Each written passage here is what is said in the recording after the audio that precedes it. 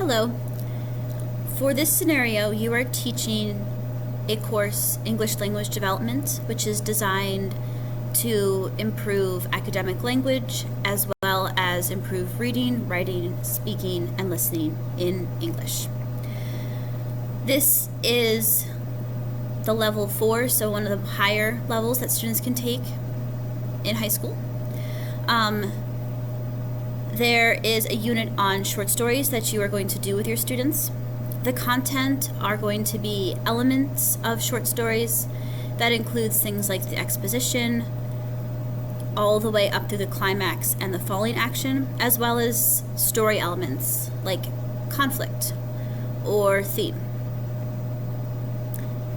The language focus is going to be adjectives and adverbs, and using this type of language to elaborate and add more detail to what you are saying and what you're writing.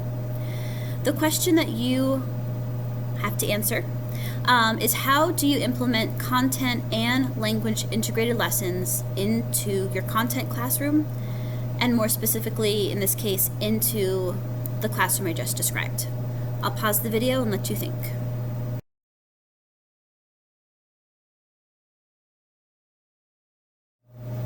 Now that you've had time to think and discuss your ideas, I'm going to share with you what I've done in my classroom. First of all, it's really important to integrate content and language together and not teach them separately whenever possible. This provides context for learning grammar or a language function, and it helps the students realize why it is so important and how they can use it in everyday life at school and outside of school. In the case of my classroom, we were focusing on suspenseful short stories. We first watched the movie The Sixth Sense, a famous suspense movie, and then we read 2 short stories, The Telltale Heart and The Monkey's Paw. Their summative was to create a suspenseful graphic novel using what they've learned from the stories and the movie, as well as those adjectives and adverbs. So their final project, they had to show mastery of the grammar and the language functions within an interesting and engaging project. Before we got there, we focused a lot on adjectives and adverbs. They had to find adverbs and adjectives in the short stories that we read together, and I asked them to use adjectives and adverbs to describe the movie that we watched and the characters. So it was all within a specific context. We played a lot of Kahoot so that they could practice in a fun way. We also played games like Four Corners, where I would give them a sentence and they would have to tell me which kind of adjective or adverb it was, and then they had to create their own suspenseful stories on Jamboard. All of these activities built up to their summative, and I tried to make it as fun and as engaging as possible for them. And that's how, in this case, I integrated content and language so that the students were able to master it and hopefully carry on and use it in other classes as well.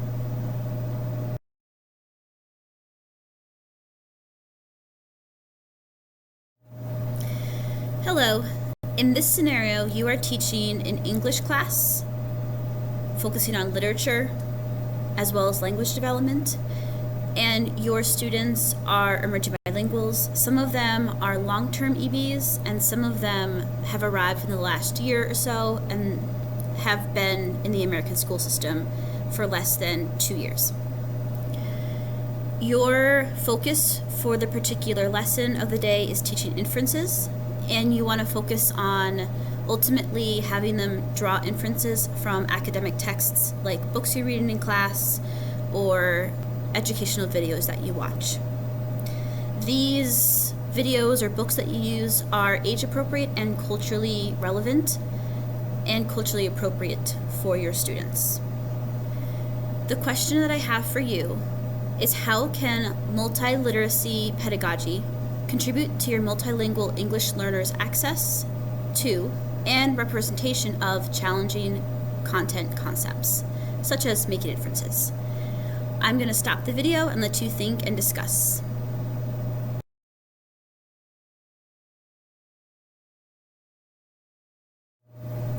Welcome back.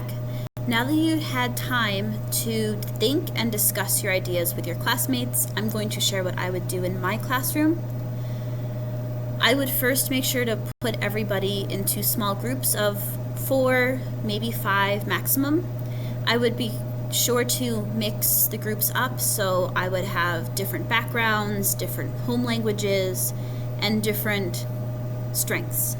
So maybe somebody who's really strong at speaking but needs help with writing would be put in a group with someone who has a strength in writing but could use speaking or listening help.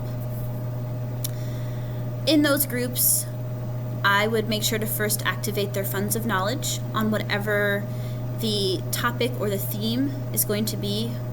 So for example, if they were reading a book and I know that the theme of fate was going to come up, I would make sure to have them journal about this, do a think, pair, share type of activity about this topic so that they are already aware of what they know and hopefully get a sense of what other people know as well.